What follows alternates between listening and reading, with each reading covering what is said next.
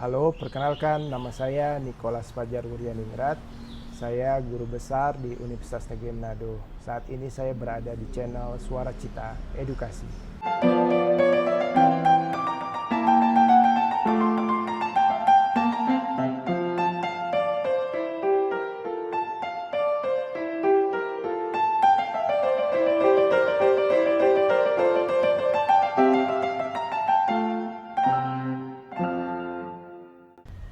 Selamat datang di Suara Cita Edukasi bersama saya Novanda Bulu.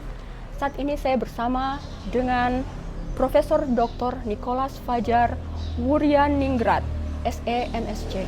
Beliau adalah guru besar bidang ilmu manajemen pengetahuan di Fakultas Ekonomi Bisnis Universitas Negeri Manado, dan beliau juga merupakan tim ahli pemerintah Provinsi Sulut, penyusun RPJMD, Rencana Pembangunan Jangka Menengah Daerah Provinsi Sulut. Beliau adalah salah satu dosen yang saya kagumi, dan selamat datang Prof di Suara Cita Edukasi. Terima kasih udah ngundang. It's an honor for me to have you here. Oke, baik Prof. Prof, Anda meraih gelar profesor di usia yang terbilang cukup muda. Boleh ceritakan kronologisnya secara singkat? Oke, terima kasih. Ya, itu semua kan karena kemurahan Tuhan ya, saya bisa jadi guru besar di usia saya sekarang yang masih 44 tahun. Memang bukan yang paling muda sih, teman saya, rekan saya satu angkatan dengan saya di 2008 itu ada yang lebih duluan. Baik. Guru besar mungkin belum 40 mungkin udah bisa guru besar, tapi ya itu semua karena kemurahan Tuhan, karena kurang dari 20 tahun, tepatnya 17 tahun dari 2008 sampai dengan 2005, saya udah bisa menyandang gelar guru besar atau profesor. Dan itu SK-nya sebenarnya masih baru, PMT 1 April 2025. Jadi terhitung mulai tanggal April 2025. Nah, jadi kalau mau cerita gimana kronologisnya atau gimana saya jadi guru besar, itu semua benar-benar karena kemurahan Tuhan. Kenapa kemurahan Tuhan? Kalau saya mau cerita dari saya S1, Iya, Prof. S1 itu IPK saya itu nyaris 3, hanya nyaris 3, Oke. belum sampai 3. Nyaris 3. Iya, nyaris 3 tuh berarti kan antara 2,99 ya, sekitar begitu angka yang belum sampai di 3. Nah, kemudian di S2 pun saya lulus bukan dengan cum laude. Oke. Di Universitas Gadjah Mada itu tidak cum laude. Di S3 di Universitas Samratulangi pun saya tidak cum laude. Oke. Jadi, tapi semua itu kan berproses. Iya. Proses. Jadi buat saya itu, kenapa saya bisa sekarang ada di posisi ini, kuncinya cuma satu. Ada beberapa sebenarnya kuncinya. Ada satu, rajin, tekun, ulet. Iya. Yang keempat itu yang paling penting buat saya itu rendah hati, stay humble. Oke. Stay humble. Kemudian dari media ini juga, dari Suara Cita Edukasi ini, saya ingin menyampaikan ke beberapa masyarakat akademisi juga yang mungkin saat ini skeptis atau sedikit ada stigma kurang baik bahwa kalau jadi guru besar itu perlu biaya besar. Iya. Khususnya di publikasi. Jadi kalau publikasi itu harus publikasi yang berbayar, itu puluhan juta sampai seperti itu. Terus juga perlu lagi koneksi. Itu sama sekali nggak benar. Memang benar ada publikasi yang berbayar sampai puluhan juta, tapi ada publikasi yang gratis. Oke. Memang gratis. Tapi butuh usaha, Prof. Ya, tapi memang butuh usaha, ketekunan, ulet, dan mau di reject. Karena biasanya kalau kita submit artikel jurnal itu nggak 1-2 kali ditembus, dia di reject dulu, nanti pindah terus harus ada usaha yang keras memang. Iya. Seperti itu. Nah, kebetulan publikasi saya selama saya menjadi guru besar tuh kebanyakan tidak berbayar, alias free article processing charge sebutannya. Oke. Kalau di publikasi itu. Jadi saya mau menyatakan di sini, kalau guru besar perlu uang besar, perlu koneksi juga yang tinggi atau banyak, itu mungkin bisa terpatahkan oleh kesaksian saya pada saat siang hari ini. ini. Oke, baik Prof. Oke, ini menarik. Cum laude, banyak sekali mahasiswa sangat bangga ketika untuk mencapai ya cum laude itu sendiri.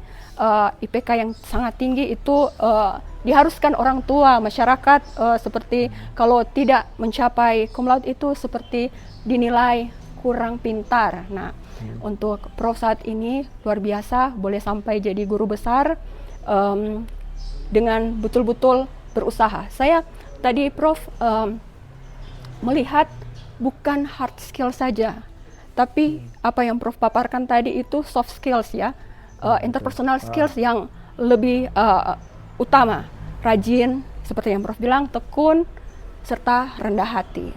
Oke, baik Prof. Prof, saya juga melihat ada resilience untuk apa yang Prof paparkan tadi. Kalau bagi anak muda ini, Prof, mental tahan banting apa yang dibutuhkan bagi mereka untuk tidak mudah menyerah pada keadaan? Memang ada yang mengatakan bahwa Prof, kita tidak bisa menyamakan treat kita kepada generasi X, Y, dan juga kepada Gen Z atau Gen Alpha. Itu katanya beda begitu. Bagaimana pendapat Anda, Prof? Oke, baik. Pertanyaannya menarik nih. Baru-baru ini memang ada berita yang cukup menggelitik di dunia akademisi, yaitu tentang inflasi IPK. Jadi inflasi IPK itu, IPK waktu di zaman saya itu untuk mendapatkan IPK nilai 3 itu sulit. Iya, Nggak seperti setuju. sekarang, mungkin agak kurang rajin atau biasa-biasa aja bisa IPK bisa 3. Jadi ada sedikit inflasi. Mungkin kan sedikit, malah banyak inflasinya, inflasi IPK itu bisa dibaca di beberapa media. Bukan hanya ekonomi yang inflasi ya. Ada inflasi IPK sekarang. Jadi saya bukan berarti saya tidak mengatakan IPK tidak penting. IPK itu cukup penting, tapi di balik IPK itu harus disertai dengan yang tadi saya sebutkan, rajin, ulet, rendah hati, seperti itu. Nah, jadi kalau saya boleh ambil mental seperti apa, ada satu hal yang saya selalu ingat, quotes yang saya ingat itu dari firman Tuhan yang saya ingin yang mengatakan, jika ada yang memaksamu berjalan, atau dalam hal ini, dalam konteks ini bekerja 1 mil, maka berjalanlah bersama dia sejauh 2 mil. Artinya itu butuh kerja keras. Jadi kalau kita target kerjanya hanya dikatakan ya 1 aja udah cukup, 1 mil aja udah cukup, itu nggak cukup harusnya. Itu harus jadi punya mental di kita itu nggak cukup. Yang cukup itu 2 mil, yang benar itu 2 mil. Dan ngajak-ngajak gitu. Jadi ngajak-ngajak orang lain supaya kalau kita sukses, berusaha juga orang lain juga ikut sukses. Jadi sama-sama sukses. Seperti firman Tuhan itu kan, memaksa berjalan sejauh 1 mil, maka berjalan bersama dia. Dianya kalau dalam firman Tuhan itu, dianya huruf kecil. Jadi itu manusia sebenarnya. Bersama dia sejauh 2 mil. Yang kedua yang perlu diperhatikan juga oleh para mahasiswa itu, dan bukan cuma mahasiswa tapi seluruh manusia misalnya, itu mental takut akan Tuhan. Mental takut akan Tuhan itu harus dikembalikan lagi, dan menganggap kan kita ini manusia itu kawanan domba. Kawanan domba itu kalau jalan kan nggak bisa nyampe sendiri, harus ada guidance-nya kan, harus ada gembalanya yang ngarahin. Nah, gembala itu kan bawa tongkat biasanya. Bawa tongkat itu kan salah satunya untuk kalau kita udah mulai keluar jalur, dia sedikit pukul gitu kan. Artinya harus mau terima didikan. Harus terima didikan, dan kadang-kadang didikannya itu ada yang soft, kadang-kadang yang keras sekali didikannya. Itu harus kita mau terima didikan itu. Nah, jadi dengan kata lain, saya ingin mengajak juga ke mahasiswa atau anak muda ataupun mungkin masyarakat pada umumnya, kita harus punya mental yang harus dibangun itu adalah mental petarung. Mental petarung yang ulet, yang nggak gampang nyerah, serta mau terima didikan. Orang petarung itu, petinju itu kan nggak tiba-tiba dia jadi petinju kan. Iya. Dia kan mesti ada latihan. Latihannya Ada kan berat, prosesnya, nah, iya. latihannya kan keras. Iya. Kayak gitu. Ya kadang kita harus mau terima seperti itu. Jadi Oke. tips saya gitu, kalau buat mahasiswa, biasanya saya selalu menyampaikan ke mahasiswa saya, kalau lulus kuliah itu jangan cuma jago kandang, Oke, baik, jangan cuma baik. jago kandang, Iya. keluarlah dari Merantau. zona nyaman, merantau lah. Oke. Itu saya kan perantau, saya kan bukan asli Minahasa, saya Iya. orang Jawa yang merantau ke sini. Oke. Saya juga pengen mengajak mereka, yuk merantau, jangan berada di zona nyaman terus, merantau lah, keluar dalam negeri kayak keluar negeri, tapi yang penting nanti ingat balik lagi gitu, jangan lupa. Oke. Tapi yang penting jangan, misalnya kalau keluar negeri, jangan keluar negeri terus ganti warga negara, jangan, tetap aja dengan bangga dengan merah putihnya. Oke, baik, baik, Prof. Ini senada dengan merantau, ini senada dengan apa yang dikatakan Prof. Renal Kasali ya. Ya. Harus merantau. Oke, tadi Prof ada sesuatu yang menarik. Kalau sukses ajak-ajak. Nah, mungkin Prof ini bisa mencapai titik ini karena mentalitas yang baik ini ya. Maksudnya orang Nado itu dikenal bahwa saling congkel. Nah, itu mungkin agak-agak menghambat ya bagaimana membangun mentalitas yang baik seperti Prof katakan tadi.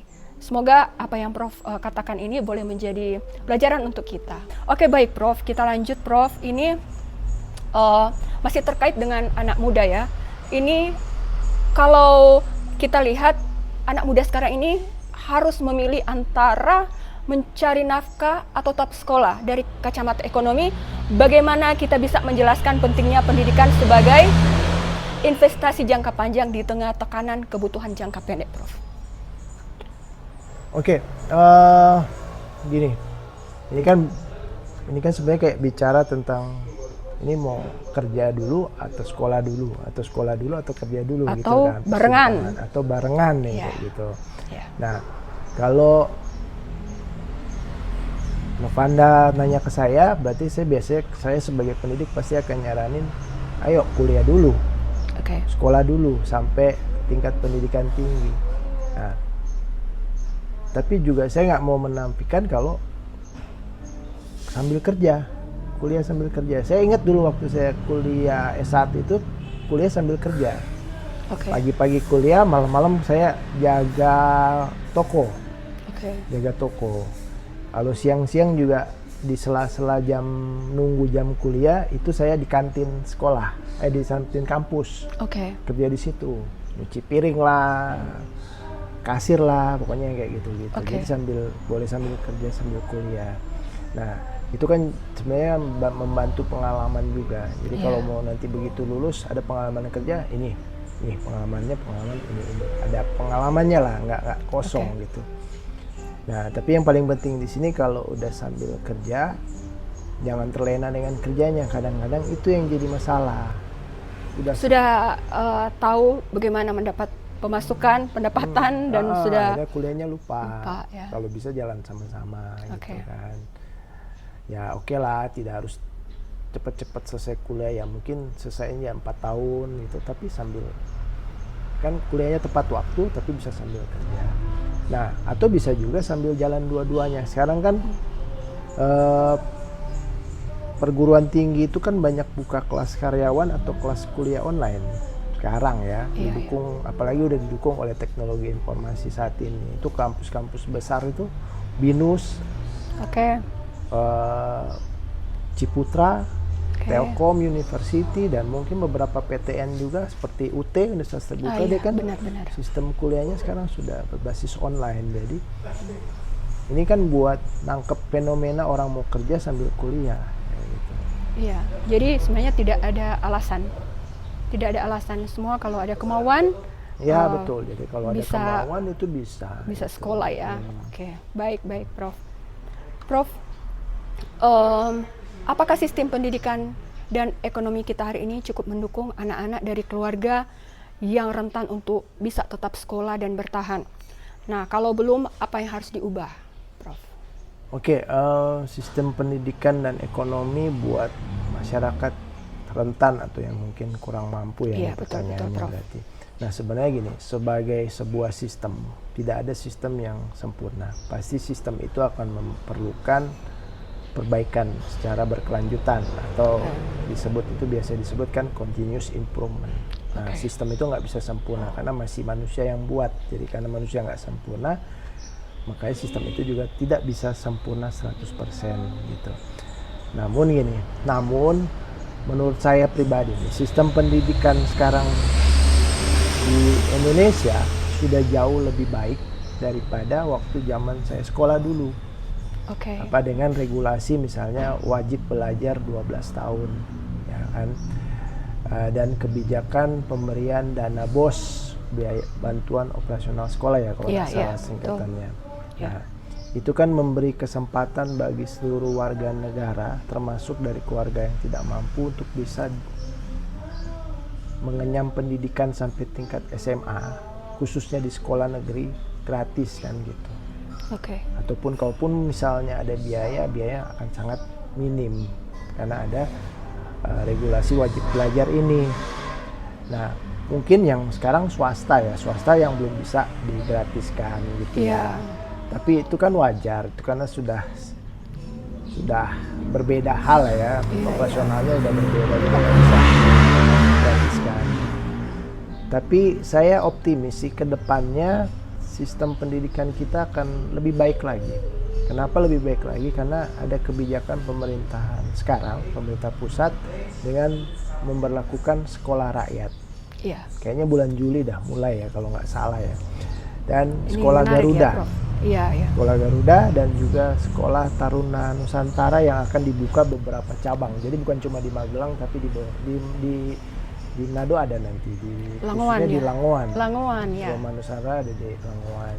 Nah itu kan sekolah-sekolah unggulan dengan fasilitas gratis, gratis, asrama gratis, laptop gratis, kalau nggak salah makan minum mungkin sudah gratis di dalam sekolah. Itu kan memberi kesempatan anak-anak dari keluarga rentan atau yang kurang mampu, yang memiliki sebenarnya prestasi atau talenta unggul untuk bisa lebih berkembang. Karena gini kan, kita walaupun SPP sekolah SD sampai SMA gratis, tapi kan kadang-kadang orang tua diberatkan juga dengan ongkos dia bayarin ke sekolah, ojeknya, betul. Kendaraan umumnya itu kan biaya juga. Fasilitas misalnya seragam, mungkin perlu laptop, mungkin perlu gadget, itu kan biaya lagi. Dan tidak semua masyarakat mampu, apalagi yang dari keluarga yang tidak mampu, itu kan berat juga kalau mau harus nyiapin laptop dan segala macam. Nah dengan adanya sekolah rakyat, sekolah Garuda, Taruna Nusantara itu kan kedepannya ya, walaupun belum bisa diukur sekarang karena belum mulai, itu saya optimis sistem pendidikan jadi atau cara pendidikannya jadi lebih baik dari yang saat ini. Tapi PR kita saat ini sebenarnya di pendidikan tinggi PR-nya. Karena pertama kan wajib belajar cuma sampai SMA, belum sampai pendidikan tinggi. Jadi pendidikan tinggi itu tidak gratis kan gitu sebenarnya. Gratis kalau ada dapat beasiswa. Beasiswa Kartu Indonesia Pintar yang dulunya namanya Bidik Misi. Itu bisa gratis. Tapi kan selain itu enggak gitu.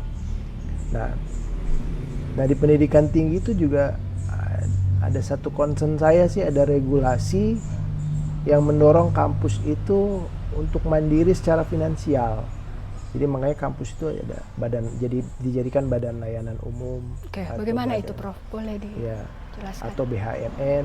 Nah itu sebenarnya regulasinya itu baik agar kampus itu bisa lebih kreatif atau lebih inovatif untuk mendapatkan pembiayaan operasionalnya selain UKT. Mandiri secara finansial ya. Iya, mandiri secara finansial tanpa terlalu banyak sekat-sekat birokrasi. Kadang-kadang kalau di yang satuan kerja atau di luar BLU itu birokrasi untuk pendanaannya agak rempong gitu ya, agak repot. Iya benar, Prof. Nah, dengan sistem BLU itu bisa lebih leluasa. Tapinya nih. Kan kampus ini suka tidak suka masih sebagian besar menggantungkan pendapatannya atau biaya operasionalnya dari UKT, uang kuliah tunggal atau SPP. Iya, iya. Dan mungkin tambah uang pangkal malah. Nah, ini kadang-kadang jadi memperbanyak kuota penerimaan mahasiswa dengan kelompok UKT yang tinggi. Jadi kalau di pendidikan tinggi itu biaya UKT itu ada sesuai regulasi, ada kelompok 1 sampai dengan kelompok 6 kalau nggak salah. Oke. Nah itu dari 0 sampai dengan yang paling tinggi gitu. Oke, baik. Tinggi itu macam-macam lah, ada yang sampai 12 juta, 15 juta, kalau di prodi dokter kan malah sampai 25 juta gitu kan, satu semester itu kan. Itu kadang-kadang kalau orang misalnya contoh mau kuliah kedokteran, kalau dia tidak dari keluarga yang kurang mampu atau rentan lah istilahnya, dengar biaya UKT dari masyarakat atau dari koran-koran, dari media massa, dia biaya berapa biaya SPP-nya 25 juta satu semester, kan mundur duluan tuh kalau yang kurang mampu kurang mampu. Jadi PR kita sebenarnya kalau menurut saya di pendidikan tinggi, bagaimana bisa menciptakan pendidikan tinggi dengan biaya ya mungkin tidak harus gratis, tapi tidak juga bisa terjangkau, agak terjangkau, atau bagaimana bisa ini bantuan KIP, Kartu Indonesia Pintar itu bisa lebih kuotanya diperbanyak. Mungkin sekarang kuotanya terbatas. Yang ditakutkan salah sasaran, Prof. Ya, salah sasaran juga bisa, tapi kecil ya. Sistemnya agak bagus sekarang. Oke, baik. Makanya untuk menghilangi kebocoran KIP itu sistemnya udah agak bagus, karena ini udah nyangkut dengan Kementerian Sosial kalau nggak salah. Jadi datanya itu sinkron dengan data Kementerian Sosial kalau saya tidak salah. Jadi terus itu juga masih diperiksa, dicek lagi oleh universitas yang bersangkutan. Jadi sistemnya sih udah lebih bagus. Cuma paling penting itu kuotanya ditambah supaya bisa tercover. Ya, pendidikan tinggi bisa lebih terjangkau lah. Iya. Siapa tahu bisa kayak di luar negeri, kalau PTN itu free, yang bayar tuh PTS. Kan di luar negeri kan ada kayak di Amerika mungkin kalau PTN kan itu yang free, total free kalau nggak salah. Terus yang PTS yang berbayar. Oke, Siapa baik, tahu baik. bisa seperti itu. Oke, semoga ya, Prof. Oke, baik. Saat ini Prof, seperti yang saya katakan pada awal, Prof adalah tim ahli penyusun RPJMD, di Provinsi Sulut. Boleh jabarkan visi dan misi serta programnya saat ini, Prof? Oke, baik. Betul, saya sekarang sih salah satu tim penyusun RPJMD Provinsi Sulawesi Utara. Mungkin sebelum saya jelasin, ini juga salah satu tugas saya di sana untuk mensosialisasikan visi dan misinya Pak Gubernur dan Pak Wakil Gubernur. Oke, baik. Visi provinsi itu kan menuju Sulawesi Utara maju, sejahtera dan berkelanjutan. Oke. Dari visi tersebut ada 8 misi. Misi yang pertama saya bacakan aja ya. Iya. Yang pertama mencegah dan memberantas KKN serta narkoba. Oke. Baik. Yang kedua, meningkatkan kualitas sumber daya manusia. Yang ketiga, membangun perekonomian daerah. Yang keempat, memperkuat daya saing daerah dan internasional. Oke. Yang kelima, meningkatkan ketahanan pangan, energi, dan air yang merata dan berkelanjutan. Yang keenam, memperbaiki tata kehidupan masyarakat yang tertib, aman, nyaman dengan melestarikan nilai-nilai budaya yang berkearifan lokal. Oke, Yang baik. ketujuh, meningkatkan tata kelola pemerintahan yang baik. Yang kedelapan, meningkatkan sistem pengelolaan keuangan daerah yang akuntabel dan transparan. Nah, itu visi misi Pak Gubernur dan Wakil Gubernur. Oke, baik. Untuk periode 2005 sampai 2009. Oke. Nah, kemudian sekarang mengarah ke RPJMD. Nah, kalau kita bicara RPJMD Provinsi Sulawesi Utara, RPJMD Sulawesi Utara itu kan bukan cuma bicara tingkat provinsi sebenarnya, tapi juga harus bicara RPJMD-nya kabupaten dan kota di Sulawesi Utara. Oke. Ya, Sulawesi Utara itu nggak punya wilayah. Provinsi Sulawesi Utara nggak punya wilayah. Yang punya wilayah kan kabupaten dan kota di Manado. ya, maksudnya kabupaten dan kota yang ada di Sulawesi Utara. Itu yang punya wilayah. Kota Manado, Kota Tomohon tuh mereka yang punya wilayah. Provinsi itu nggak punya wilayah, wilayahnya dengan mereka itu. Iya, secara keseluruhan. Jadi dengan kata lain, RPJMD-nya provinsi harus selaras dengan RPJMD-nya kabupaten dan kota. Oke, baik Prof. Terima kasih Prof sudah menjabarkan visi dan misi ini. Ini sangat penting untuk kita ya, warga atau masyarakat Sulawesi Utara. Kita harus tahu visi dan misi dari gubernur dan wakil gubernur kita. Oke, baik. Ini Prof, saya ini suka melihat media sosial Anda. Nah, ada dua hal Prof yang menonjol. Selain aktivitas Anda sebagai educator, ada dua hal yang sangat menonjol, yaitu istri Anda dan Vespa. Nah, oke, untuk istri dulu nih Prof. Sebagaimana yang B.J. Habibie katakan, seorang pria tidak akan pernah menjadi pria yang besar tanpa adanya perempuan hebat di sisinya yang memberi dukungan dan harapan dalam setiap langkah dan keputusan yang diambil. Pertanyaan saya, apa satu kehebatan istri Anda dalam hal mendukung karir Anda? Mungkin bisa jadi contoh pada istri-istri yang lain. Menarik pertanyaannya. Tapi saya setuju dengan pernyataannya Pak B.J. Habibie, mantan presiden kita ya. Pak B.J. Habibie yang mengatakan suami sukses maka dibaliknya ada istri yang hebat. Istri yang hebat. Nah, itu saya setuju, sangat setuju. Jadi kesuksesan suami itu bisa jadi tergantung dari istri yang hebat juga. Jadi kalau nggak disupport oleh istri, nggak, agak susah. Jadi itu saya merasakan juga sebenarnya. Saya kan tadi kan udah dibilang guru besar relatif muda gitu ya. Itu bukan cuma ya itu kemurahan Tuhan, tapi kemurahan Tuhan juga yang mengirimkan istri buat saya, istri yang tepat, mantan pacar yang tepat buat saya gitu. Jadi kalau mau bicara tentang saya dan istri itu, saya sudah dalam pernikahan tuh 2007 sorry. Oke, baik. 2007. Jadi berarti itu menjelang 18 tahun pernikahannya. Sebentar lagi udah 18 tahun, genap sebentar lagi. Nah, kalau ditambah lagi dengan saya pacaran dengan dia, itu ada 7 tahun. Berarti sebenarnya udah 25 tahun sama-sama gitu. Nah, itu usia kebersamaan yang cukup lama ya gitu. Nah, kalau saya gini mandangnya, laki-laki dan perempuan secara kodrat itu kan beda, bertolak belakang sebenarnya. Sifat, karakter, kebiasaan, cara bicara itu udah 180 derajat berbeda. Jadi kalau ada yang mohon maaf ya, jadi kalau ada yang menikah katanya, oh saya cocok dengan dia, itu menurut saya nggak tepat. Oke. Nggak tepat. Bagaimana, kan laki-laki kodratnya nggak cocok sebenarnya. Iya. Beda banget 180 derajat. Jadi kalau orang menikah itu mencari kecocokan, menurut saya nggak tepat. Makanya kalau ada orang misalnya, mohon maaf ya, yang bercerai, oh saya nggak cocok lagi. Ya memang nggak cocok. Sejak kapan laki-laki dan perempuan diciptakan untuk cocok? Gitu. Nah, jadi tujuan yang benar kalau mau menikah itu kan sebenarnya isinya melengkapi, gini kan, kira-kira gini ya, melengkapi. Oke, baik. Saling mengisi celah-celah kekurangan dan kelebihan masing-masing. Jadi kekurangannya suami ditutupi istri dan sebaliknya. Itu tuh yang menurut saya. Jadi bukan cocok menurut saya bahasa tepatnya, tapi fit.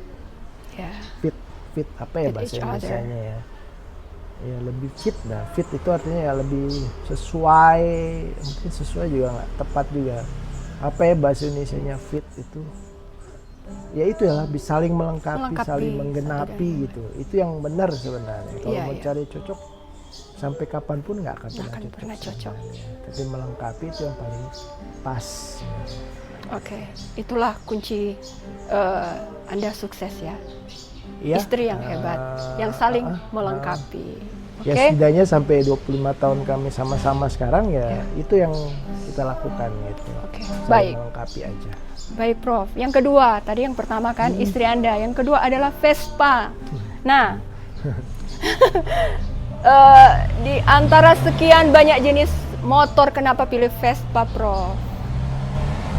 Oke, ini Vespa klasik ya. Iya, Vespa iya. klasik kan. Ada juga Vespa yang modern. Iya, iya, Tapi oke. ini lebih ke Vespa klasik. Kenapa sih Vespa klasik? Nah, Vespa itu ada filosofinya. Nah, Vespa itu kan sekarang semakin tua, semakin bernilai. Oke, baik. Jadi kalau harga itu udah nggak punya harga. Misalnya kalau mobil Tak ternilai. bekas second Ya. atau motor bekas motor second biasanya ada harga pasaran. Itu kayak nggak punya harga pasaran. Bukan berarti Precious. nggak laku, tapi karena memang value-nya beda. Oke. Jadi bisa, karena semakin tua itu semakin bernilai, bisa jadi sangat mahal sekali. Ada Vespa tuh ada yang harganya ratusan juta, sekarang udah ada. Oke. Semakin tua itu udah ratusan juta harganya. Oke, baik. Ratusan juta, artinya itu filosofinya, semakin tua semakin bernilai. Saya pribadi maunya kayak gitu. Semakin Oke. saya berusia, semakin ya. tambah usia, Kita semakin itu value-nya bernilai, semakin naik gitu. semakin bermanfaat ya bagi banyak orang. Punya nilai positif, punya Ya. dampak yang positif buat Berdampak, ya. masyarakat. Itu maunya saya, makanya itu saya suka Vespa tuh salah satunya itu, filosofinya seperti itu. Nah, filosofi Vespa lainnya adalah ciri khas dan karakter yang unik. Oke. Nggak tahu pernah diperhatiin nggak di jalan. Jadi kalau Vespa lewat itu udah langsung ketahuan, ini pasti Vespa. Oh, gitu ya, Prof. Dari bunyinya, Oke. knalpotnya yang Vespa klasik ya. Iya. Dari jauh, oh ini ada Vespa lewat. Itu kan dari jauh udah teridentifikasi bahwa ini Vespa. Nah, saya mau Oke. kayak gitu juga. Jadi nggak usah banyak ngomong, nggak usah banyak, stay humble aja, biasa-biasa aja hidup ini, tapi berdampak gitu, punya dampak Oke. yang positif. Oke. Udah. Saya setuju dengan ini. Ada orang hebat mengatakan bahwa authenticity is the new currency. Jadi autentiknya kita ini adalah mata uang yang baru ya. Jadi seperti setuju. itu. Oke, baik. Yang terakhir, Prof. Siapa tokoh yang berpengaruh dalam hidup Anda dan apa filosofi hidup yang Anda pegang, Prof? Oke, tokoh manusia ini ya, atau? Bisa tokoh siapa saja. Oke, ya tokoh buat saya the one and only itu buat saya itu adalah Tuhan Yesus. Pas sebenarnya. Ya Oke. Tuhan dia juga pernah jadi manusia gitu kan, iya, gitu benar, kan. Jadi benar. tokoh manusia oke, sebagai Tuhan juga Tuhan oke, kita, gitu. oke. Jadi sama-sama lah. Oke. Nah, saya mungkin bukan orang yang beriman sekali atau rohani sekali karena Dalam proses jujur, semua kita ya bertumbuh kan. masih menuju kesempurnaan Iya. ya gitu. Karena jujur saya kalau kayak misalnya saya di mobil saya gitu, saya masih suka dengar lagu-lagu rohana, ya. Bukan rohani tapi rohana, masih suka kayak Sekuler, gitu. ya, betul. Lagu lawas itu saya masih suka, Iya. jadi nggak selalu saya dengarnya lagu rohani. Ya artinya belum serohani itu, tapi bagi saya Tuhan Yesus itu sangat spesial, ya khususnya baik. orang Kristen ya, buat Iya, iya. Kristen. Karena beliau itu bisa saya anggap sebagai Bapa, Iya. saya bisa anggap sebagai teman, karena dia kan Tritunggal kan, Bapa, Iya. Anak, dan Roh Kudus. Jadi kan bisa saya anggap sebagai Bapa saya, orang tua saya, Iya. bisa saya anggap sebagai teman, Iya. teman curhat, Iya. ya kalau berdoa itu kan curhat. Dan Roh Kudus yang ngingetin kalau saya udah mulai melenceng gitu. Iya. Gitu kan. Nah, kayak lagi saya bukan rohani sekali, tapi kalau ditanya prinsip hidup, saya selalu ingin jadi yang stay humble aja lah, yang rendah-rendah hati. Iya. Nah, kalau di tempat kerja itu saya selalu ngomong ke teman-teman, nggak usah panggil saya profesor, nggak perlu. Apalagi kalau cuma di warung kopi, di kantin, nggak perlu. Nanti kalau saya juga bilang ke mereka, ya nantilah kalau ada kegiatan akademik, seminar, apa ya wajar lah kalau dipanggil untuk profesornya. Tapi kalau dia cuma di rumah kopi kayak gini atau di kantin, panggil aja biasa. Kalau memang kebiasaan di Nado panggil dosen itu mener atau Ya. mem atau sir, ya itu aja gitu, nggak perlu. Atau bapak atau ibu, ya itu aja, nggak perlu kayak ada jarak gitu loh. Kalau orang kayak manggil saya prof, Iya. buat saya pribadi kayak ada jarak gitu. Kayaknya saya tuh lebih pinter dari yang lain kayak kesannya gitu, tapi padahal kan nggak juga. bukan berarti saya profesor terus saya lebih pintar dari orang lain, enggak. Saya bisa jadi mahasiswa tuh jauh lebih pintar dari saya, bisa jadi, karena kan experience-nya masing-masing beda-beda gitu kan. Jadi apalagi di gereja itu saya nggak pernah mau disebut guru besar atau profesor, sampai doktor aja saya nggak mau disebut sebagai dokter, karena saya kan sekretaris jemaat di gereja saya bilang nggak usah panggil saya untuk itu, panggil aja nama aja bapak, mener atau apalah seperti itu, karena gelar doktor, gelar profesor itu bukan gelar di gereja. Kalau saya teologi ya, dokter teologi ya mungkin bisa aja panggil saya dokter, tapi kan saya enggak. SE, MSc, doktor itu semua bukan bidang rohani, jadi nggak perlu lah dipanggil, panggil aja bapak itu. Jadi saya suka ngomong juga, kalau ingetin ya, kalau saya udah mulai melenceng, udah mulai sombong, ingetin, tolong diingetin. Kan salah satu dosa, kalau nggak salah dosa yang dibenci Tuhan sombongan ya, kalau nggak salah. Ya, kejujukan ya. Ya itu. Gitu. Jadi takut lah saya kalau mau ke situ. Oke. Baik Prof. Sangat menginspirasi ya percakapan hari ini, Prof. Semoga teman-teman Suara Cita Edukasi bisa mendapatkan manfaat yang luar biasa dari apa yang sudah di-share dari Profesor saat ini. Terima kasih Prof. Sama-sama, sudah share. terima kasih udah diundang. Tuhan berkati.